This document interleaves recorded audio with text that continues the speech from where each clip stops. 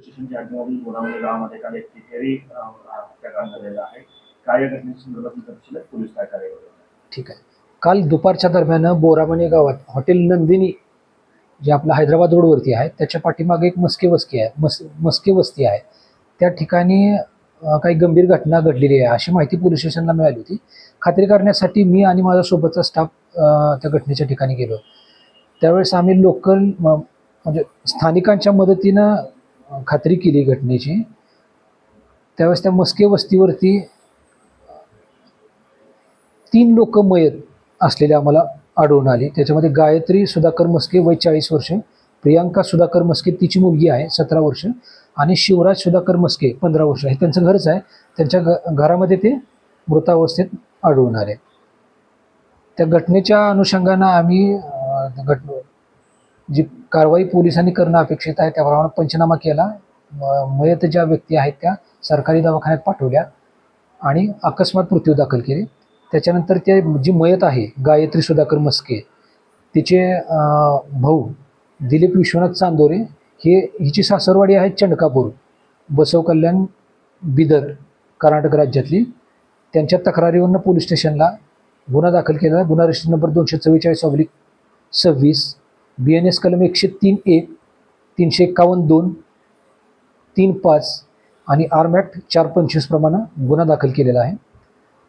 बाकी घटनास्थळावरती आपण जे तांत्रिक मदत आवश्यक होती पोलीस डिपार्टमेंटकडे जी मदत आहे, डॉग स्क्वॉड आहे, फिंगरप्रिंट आहे, बाकीच्या ज्या ज्या आमच्याकडं सुविधा उपलब्ध आहे त्या सगळ्या सुविधांचा वापर केलेला आहे आणि तपास केलेला आहे.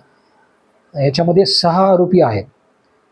त्याच्यामध्ये मुख्य आरोपी आहे शंकर उर्फ पप्पू दत्तात्रय मस्के. त्याच्याशिवाय त्याची पत्नी आहे राणी, त्याचा मुलगा आहे धीरज, मुलगी आहे दीक्षा आणि त्याचा एक मेहुणा आहे. मेहुण्याचं नाव आहे सूरज मोरे आणि एक शेजारी एक वाघमारे म्हणून मुलगा आहे. असे 6 लोक आहेत. चौकशीसाठी आपण काही लोकांना ताब्यात घेतलेलं आहे आणि पुढचा तपास सुरू आहे. मुख्य कारण काय होतं या गुन्ह्यामागचं? काही होऊ शकले याच्यामध्ये जी मयत आहे, मयत ही त्याची वहिनी आहे. एकूण 3 भाऊ आहेत. ते 3पैकी 2 मयत आहेत. हा एकटा जो आरोपी आहे हा एकटा जिवंत आहे. त्याचे 2 भाऊ मयत आहेत. यांचे प्रॉपर्टीचे डिस्प्यूट चालू आहेत. ते आहेत वाटणीसाठी वडिलोपार्जित प्रॉपर्टी आहे. ते वाटणी ही मयत जी आहे ती वाटणी मागत होती आणि हात उसने तिनं 25 लाख रुपये यातल्या आरोपीला दिलेले आहेत. ती वारंवार मागणी करत होती आणि त्या कारणावरच त्यानं ती वारंवार मागणी करते म्हणूनच हा गुन्हा घडल्याचं प्रथम दर्शनाच्या तपासात आपल्याला दिसून येते. सध्या अटक नाहीत, परंतु आपण काही लोकांना चौकशीसाठी ताब्यात घेतलेला आहे. आरोपी अटक होऊन जातील. मुख्य आरोपीच्या शोधासाठी आपण आपल्या पोलीस स्टेशनची स्वतंत्र 3 पथकं आहेत. त्याशिवाय स्थानिक गुन्हे शाखेची पथकं आरोपीचा शोध घेत आहेत. तांत्रिक विश्लेषण करून त्याही अँगलनं तपास सुरू आहे.